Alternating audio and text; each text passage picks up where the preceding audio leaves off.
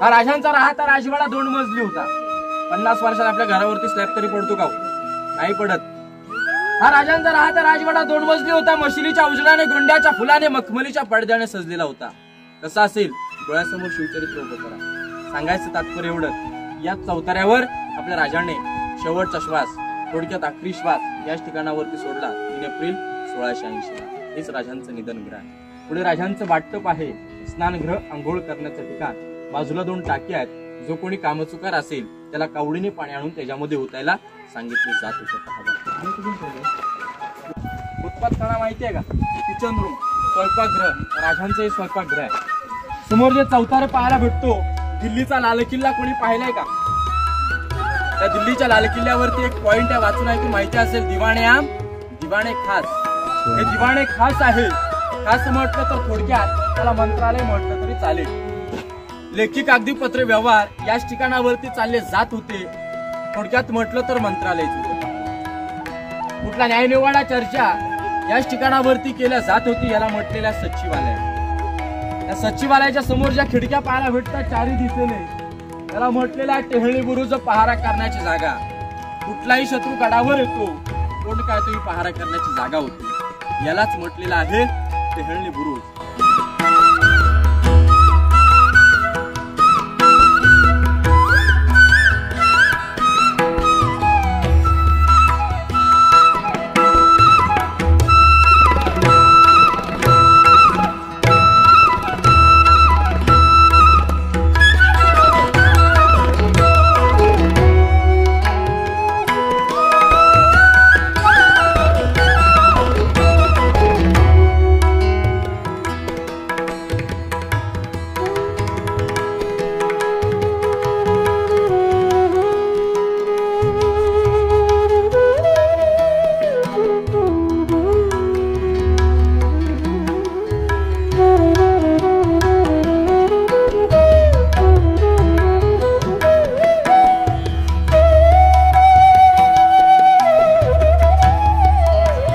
आपल्याला आयताकाराची रूम पाहायला भेटते का?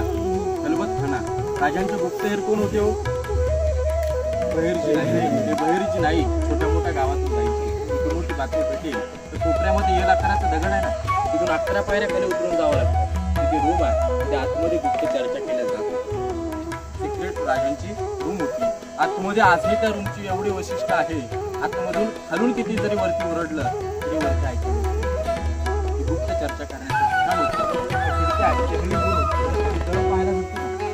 आपण पाहिलं गंगासागर. छत्रपती शिवाजी राजांच्या राज्याभिषेकाला काशीवरून गागा भट्टाने पाणी आणलं होतं अभिषेकासाठी. ते पाणी उरलं त्याच्यामध्ये सोडलं. पाणी सोडताना मात्र गागा भट्टाने याच्याविषयी कविता रचली होती. गंगा, यमुना आणि नर्मदा यांच्या आल्या साऱ्या बहिणी, आणले 7 नद्याचे 7 समुद्राचे पाणी. जलिले हे तीर्थांची घरं, नाव टण्याचे गंगासागर. 35 फूट खोल, वर्षाच्या 12 महिने पाणी असते. याला म्हटलेला विजयस्तंभ मनोरे. जर आपल्या राजाने एखादा गड किंवा किल्ला जिंकला तर एका ह्याच्यावरती भगवा ध्वज फडकवला जात होता. एका ह्याच्यावरती राजांच्या राण्या हवा खाण्यासाठी येत होत्या. गड किल्ल्यांच्या गावकऱ्यांच्या लोकांना आजही आपल्याला कुठे काही घडामोडी घडतात इलेक्ट्रिक वरती कळवण्यात येतं. त्यावेळी इलेक्ट्रिक हा प्रकारच नव्हता. मग राजाने गड किंवा किल्ला जिंकला तर मग जनतेला कसं कळवणार? इथे भगवा ध्वज आणि एका ह्याच्यावरती राजांच्या राण्या आणि पंत्या पेटवल्या जात होत्या. भगवा ध्वज फडकला, पंचांचा उजेड दिसला की जनतेला कळलं जात होतं राजे आनंदात, राजे खुशीमध्ये आहे. त्याला म्हटलेलं विजयस्तंभ मनोरे. विटांचं बांधकाम पाहायला भेटतंय. त्याला म्हटलेलं आहे टाकसा. कॉइन मुद्रा होड, राजमुद्रा छापल्या जात होत्या. त्याच ठिकाणावरती छापल्या जात होत्या. त्यालाच म्हटलेलं आहे टाकसा. तुम्हाला माहिती असेल राजांची अष्टकोनी राजमुद्रा पाहावं, त्याच ठिकाणावरती ते छापले जातात.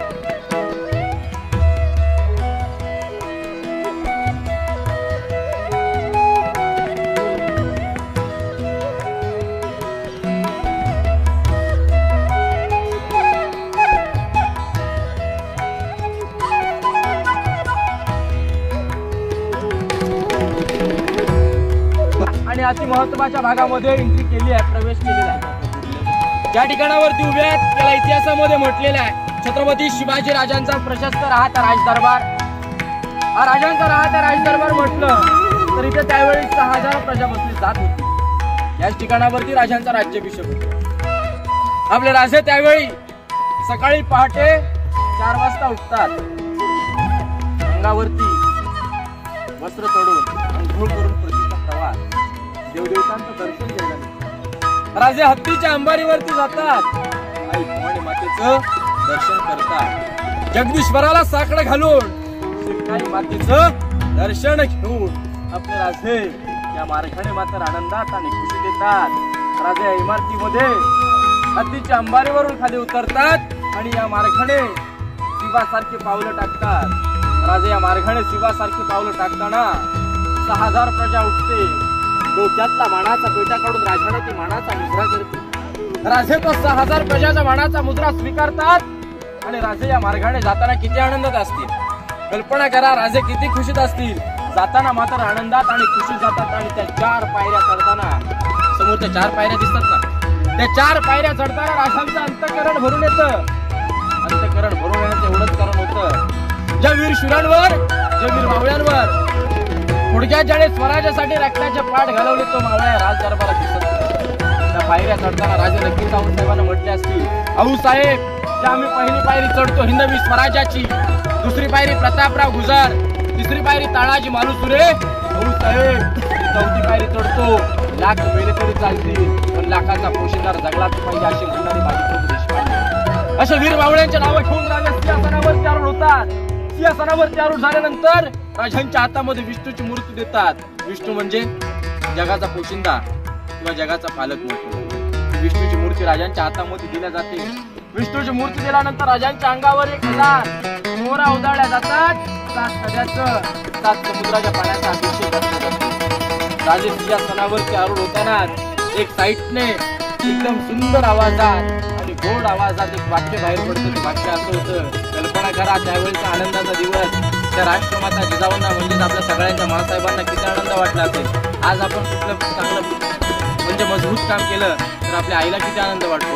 आज तो 1280 किलो आणि ज्या स्वराज्याचा राजा होणार आहे त्या मातेला किती आनंद वाटला असेल. त्या मातेच्या थोडं सुंदर वाक्य पडतं. ते वाक्य असं होतं, या शिवनेरीच्या काळ्या मातीत खेळणारं बाळ, या शिवनेरीच्या काळ्या मातीचे गड किल्ले बनवणारं माझं बाळ आज 32 मनाच्या सिंहासनावर आरूढ होतो आहे. राजे सिंहासनावर आरूढ झाले. राजे सिंहासनावर आरूढ झाले आणि बाजूने एक जोरात ललकारी देते. ती ललकारी अशी आहे की प्रौढ प्रताप पुरंदर क्षत्रिय कुलावतांस वासनाधीश्वर राजाधिराज योगीराज. पुण्यश्लोक छत्रपती शिवाजी महाराज जय. राज दरबाराचा फोटो आपण पाहिलाय का हो? आपल्या समोर किंवा आपल्या घरामध्ये राज्याभिषेकाचं छायाचित्र पोस्टर आहे का? पोस्टर मध्ये पहा, जवळ घेऊन झूम करून पहा. व्हाईट कॅप काढून राजांना एक माणूस, अनोळखी माणूस मानाचा मुजरा करतो. किंवा इंग्रज, त्याचं नाव केंद्रीय ऑफसेट. तुम्ही आलात त्याच मार्गाने तो आला होता. आज राजांच्या भेटीसाठी आणि आज त्या इमारतीमध्ये येतो आणि बलाढ्य देहाचे 2 हत्ती बघतो आणि त्याला तो विचार पडतो, 2 पायाचा माणूस राजाने 4 पायाच्या हत्ती गडावर कसे आणले. तो इंग्रज वकील नारायण शिवणेला प्रश्न विचारतो, अहो शिवनी, राजाने हत्ती गडावर कसे आणले. शिवनी म्हणतात, मराठ्यांपेक्षा इंग्रज लोक फार हुशार आहेत, या प्रश्नाचं उत्तर तुम्हीच सांगा. त्या इंग्रजाला सुद्धा सापडलेलं नाही. ते डेली डायरीमध्ये भक्तीमध्ये लिहून ठेवलं. आताचे छोटेसे इतिहासकार विनाथ भडेकर उत्तर देतात, राजाने लहान पिल्ल पालखीत बसून गडावरती आणले आणि पळाला. त्यालाच म्हणतात राजांची दूरदृष्टी.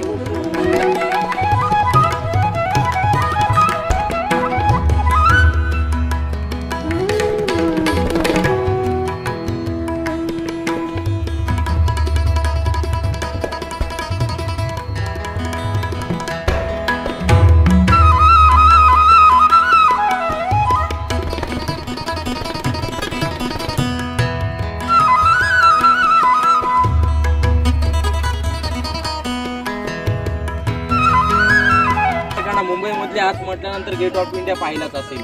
सेम रचना आहे का ना याची. इंग्रजांनी यातलीच कॉपी करून तिकडे बनवले.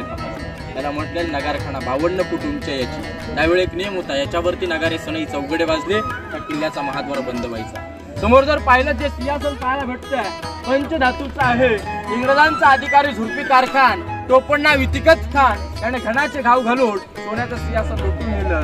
आणि आताचे कोल्हापूरचे संभाजीराजे 13वे वारसदार यांनी 2009 मध्ये या मूर्तीची स्थापना केलेली आहे. ते पंचधातूचं पाहायला भेटतं.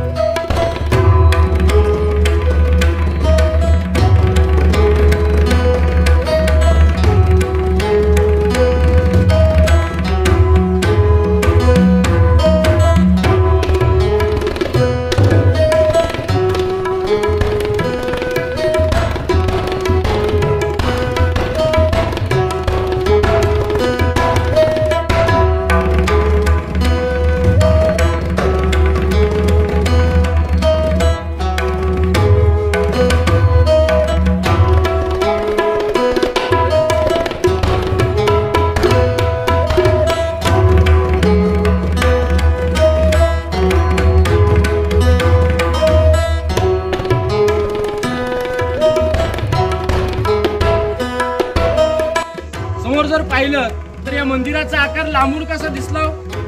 एका मस्जिद सारखा की मंदिर असं वाटत नाही का? मस्जिदचा आकार का दिलेला आहे?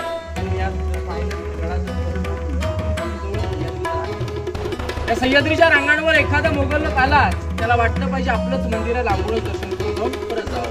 मंदिराचा आकार तिथं आल्यानंतर हिंदूंचं प्रतीक पाहायला भेटतं. यालाच त्यावेळेचा राजांचं मंदिर आहे. आतमध्ये राजांचं ज्याने गड बांधला त्याच्या नावाची पाठी आहे. सेवेची ताई तत्पर हिरोजी.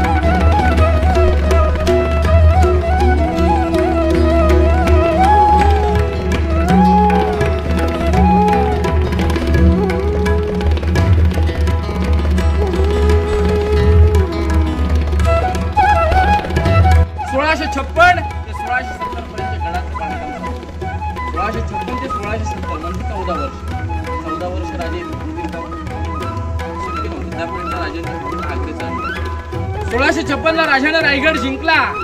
रायगड जिंकला आणि हिरोजींच्या हस्ते सोपवला. लागेल तेवढा पैसा दिला. अंदाज पण लावू शकणार नाही की पैसा किती लागेल. राजाने जितका त्यांचा अंदाज होता तितका पैसा दिला. अंदाजाप्रमाणे त्या हिरोजीने बांधकाम सुद्धा चालू केलं. बांधकामाला अनेक वर्ष निघून गेली. 100% बांधकाम म्हटलं तर 30-35% बांधकाम राहिलं. या बांधकामाला पैसा कमी पडला.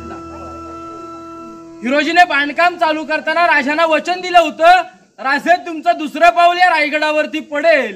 त्यावेळी हे रायगड पूर्ण बेलाग आणि बुलंद असते. राजांना वचन दिलंय आणि पैसा सुद्धा कमी पडलाय. राष्ट्रमाता जिजाऊंकडे तर मागण्याची ताकद, महाराजांना तर म्हणून बोलू शकणार नाही आणि बांधकाम सुद्धा थांबू शकणार नाही. चारी साईडचे दरवाजे बंद करणार काय? मग हिरोजी आपल्या गावाला निघून गेले. स्वतःचं घरदार जमीन प्रॉपर्टी विकली आणि रायगड राजे मोहीमवरती आले. राजांची सभा भरली. राजाने अनेकांना बक्षीस दिली आणि राजाने हिरोजींना विचारलं, हिरोजी तुम्हाला काय बक्षीस हवंय? 10 गावाची बतंदारी सोडून आणि माझ्या अर्धी इष्टी काय हवं ते मागा, देण्यास तयार कमी राहू. राजे धन दौलत प्रॉपर्टीसाठी मी रायगड बांधलेला नाहीये. ज्यावेळी माझी वेळ येईल त्यावेळी मी नक्कीच बक्षीस मागेल. हत्तीच्या अंबारीवरती जगदीश्वर मंदिराच्या इथे मिरवणूक येते. आपण कोणाचे भक्त आहोत? छत्रपती शिवाजी राजांचे. राजे शंकराचे भक्त होते. रोज सकाळ संध्याकाळी दर्शनाला यायचे राजे. राजे त्या मंदिराची पहिलीच पायरी चढता हिरोजी म्हणतात, अहो राजे थांबा, माझी बक्षीस मागण्याची वेळ आली आहे. काही हवंय ते मागा हिरोजी, आम्ही देण्यास तयार आहोत. राजे धन दौलत नको आहे. ज्या पायरीवरती आपलं पाऊल उभा आहे त्या पायरीवरती फक्त माझ्या नावाची पाठी हवी. नावाची पाठी इतभर दगड नाही. त्या इतभर दगडामध्ये नावाची पाठी लावून तुम्ही करणार काय? राजाने त्या हिरोजीला 2 ऑप्शन दिले. खाली महादरवाजा आहे, त्या महादरवाजावरती लावून घ्या, येणारा जाणारा शुभक्त वाचेल. पुढे नगारखाना आहे, त्याच्यावरती लावून घ्या, तिथे येणारा जाणारा शिवभक्त वाचेल. राजे या गडावरती प्रत्येक शिवभक्त येणारा शंकराचं दर्शन घेतल्याशिवाय परत जाणार नाही. आणि नव्हे तर आमच्या मोठेपणासाठी नाही मागत. ज्या ज्या वेळी तुम्ही शंकराचं दर्शन घ्याल त्या त्यावेळी तुमच्या पायाची धूळ मात्र माझ्या मस्तकी राहावी, म्हणून माझ्या नावाची मला पाठी घ्यावी. राजांचं अंतकरण भरून येतं. राजांच्या हिरोजीना मिठी मारल्याने असं म्हणतात, वा भद्रा वा, तुमच्यासारखी लोक लाभले आम्हाला, म्हणून आता आमचं स्वराज्य निर्माण झालं.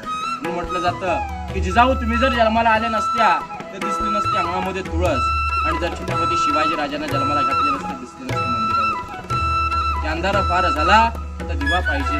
महाराष्ट्राला नव्हे तर देशाला पुन्हा एकदा कवी कलश म्हटला होता, काशी की कला जाती मथुरा मी मस्जिद बसती, अगर न होते शिवराय तर सबकी सुन्नत होती. जर आपले राजे जन्माला आले नसते तर जगात तीन करून ठेवणार. म्हणून म्हटलं जातं, तांदूळ शिजल्यावर भात म्हणतात, अंधाराला रात्र म्हणतात.